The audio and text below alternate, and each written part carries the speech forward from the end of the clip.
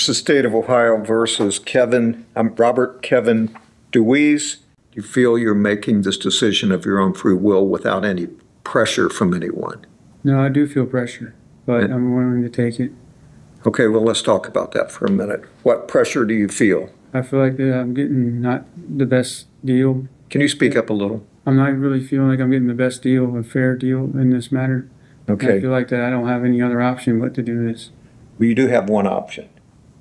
You have a right to have a trial. If the state cannot prove these facts against you beyond a reasonable doubt, then they would not be able to obtain a guilty verdict against you. But if they can, and they do, then there would be greater penalties. So that's... Yes, Your Honor.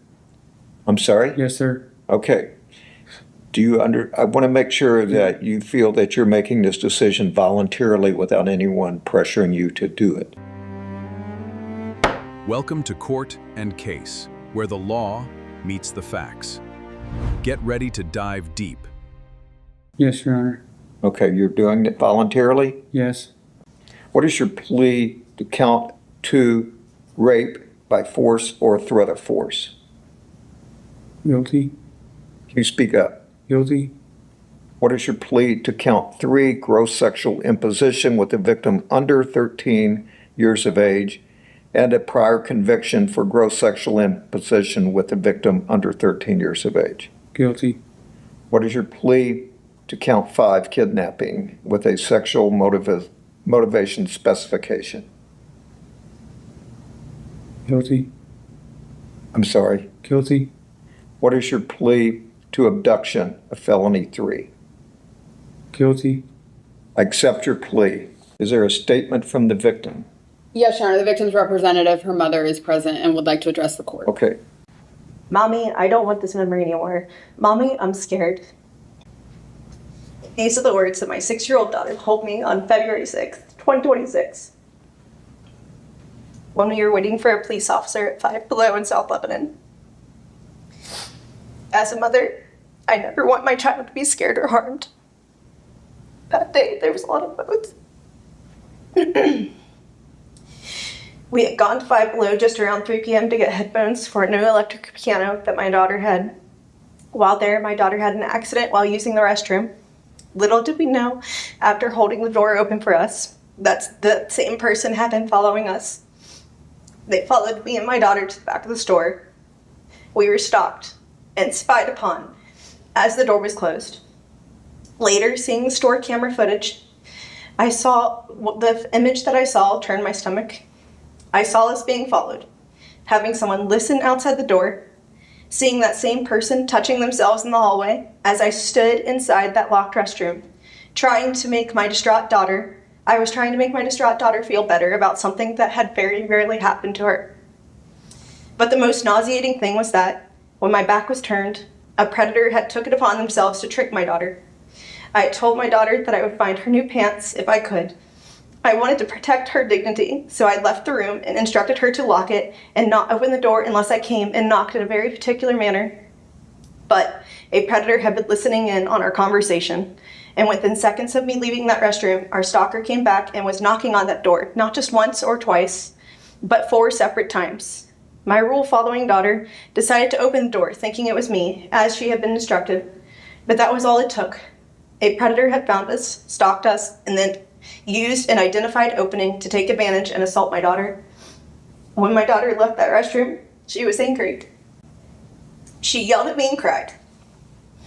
Once outside, she told me that a man had come in and touched her, and that man had run away. My heart broke and I panicked and I ran into the store and called the police. Our world had been turned upside down. After going through the discussions with the sheriff's office, we were told to go to Cincinnati Children's Medical Center. The following weeks were filled with even more doctor strips. We started trauma therapy on February 20th, and then we quickly upped the number of visits to twice weekly. These took her out of class, and she started complaining about stomach aches, headaches, and the inability to focus.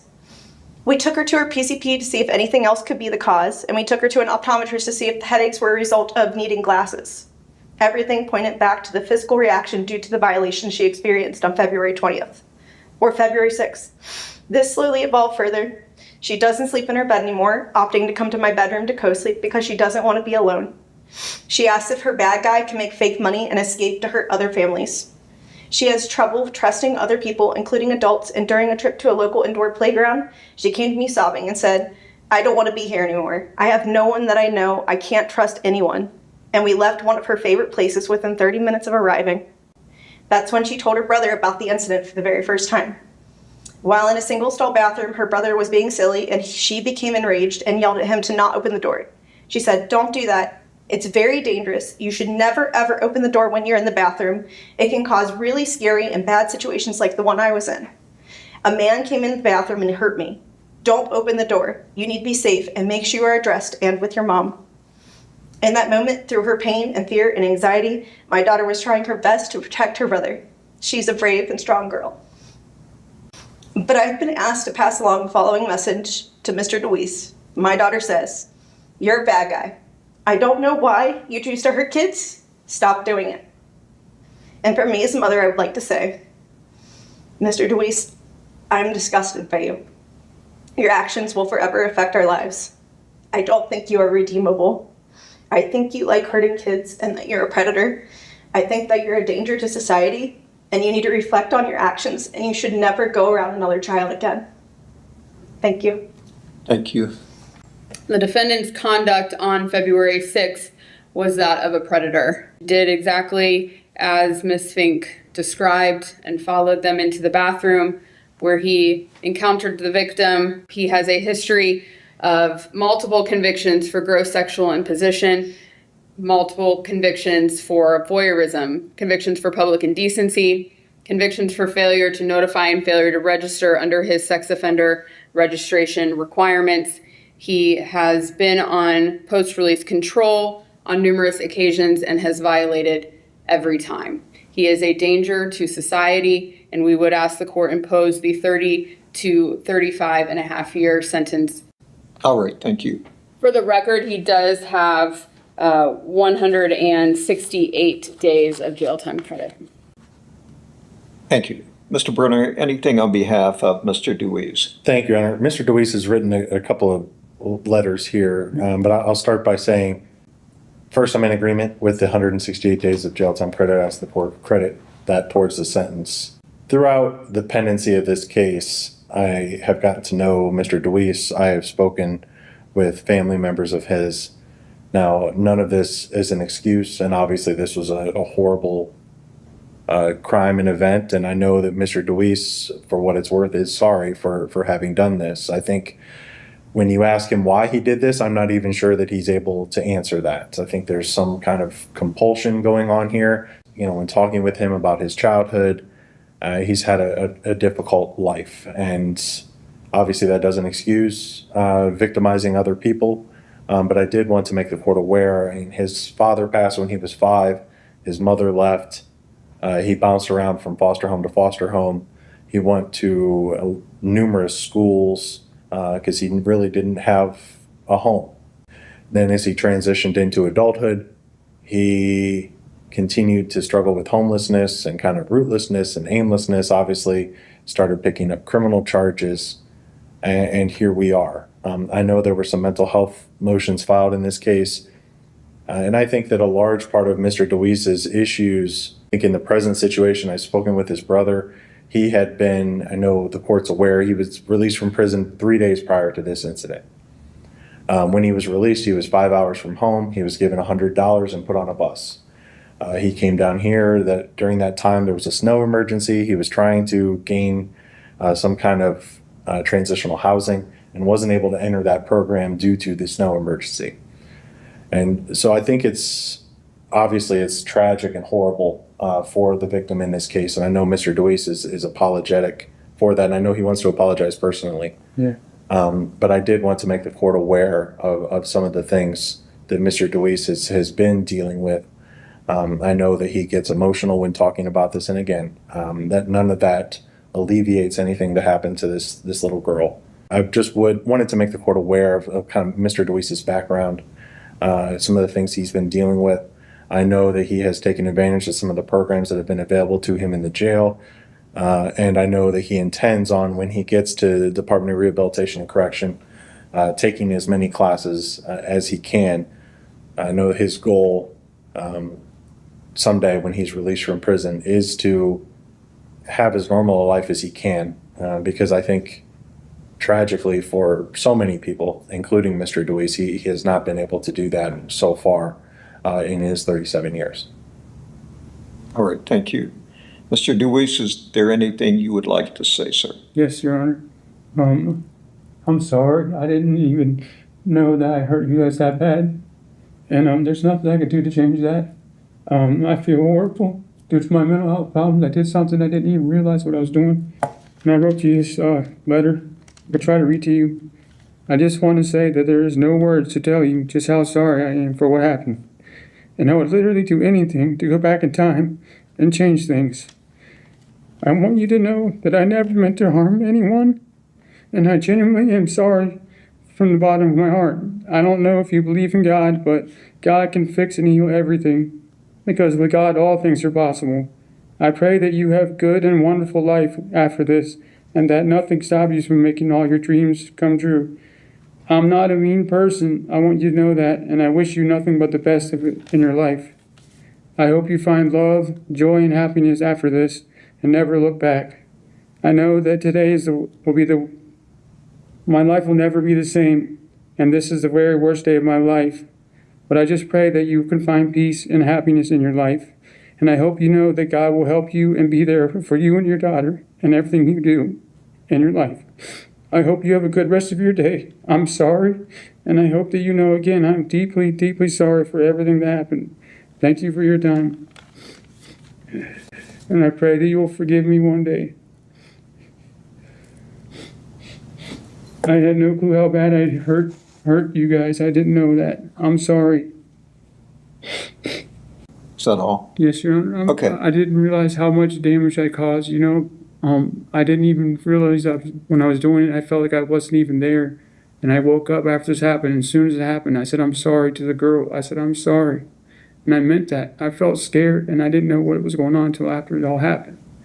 I feel terrible. I'm going to have to live the rest of my life with what I did, and I wish I could take it back. I do. Like, I'm scared, you know. I know what happened is not good, but I hope you'll have mercy on me and understand a little bit where I'm coming from. I feel sick. I wish I could take it back. That girl didn't deserve that, you know. I'm not a mean person. I believe in God. I wish that it didn't happen. And I pray that everything will be healed one day, you know, and that you'll have mercy on me. And I'm sorry, Your Honor. All right, thank you, sir. Many times these mental health issues are over our head. Yeah. The bottom line is you're not going to be in a position to harm anyone else, and maybe you can find some satisfaction in that. If you cannot control yourself, then you can't harm other people, so you know that you have to be somewhere where this cannot happen again. That's part of the purposes of the law and protecting the public in this case, and it applies to the sentences that you're receiving here today. Yeah. And I try to understand what you're saying and expect you do regret it. I hope it's for the proper purpose, and I'll take you for your word at that. But you can't do this. You're right, Your Honor. So this is the only way in society we can deal with this. Sentence in count 2 is 11 to 16 and a half years. The sentence in count 3 is 60 months to be served consecutive to the sentence in count 2. The sentence in count 5 is 11 years in prison. The sentence shall be served consecutive to the sentences in counts 2 and 3. The sentence in count 6 is 36 months in prison to be served consecutive to the sentence in count 2, 3, and 5 for an aggregate sentence minimum definite term of 30 to a maximum indefinite term of 35 and a half years in prison. For the consecutive sentences, sentences are not disproportionate to the seriousness of the offender's conduct and to the danger the offender poses to the public. And there's also a finding that his history of criminal conduct demonstrates that consecutive sentences are necessary to protect the public, including children, from future crime by the offender. You do have a right to appeal this finding, this sentence today. Do you have any questions, sir?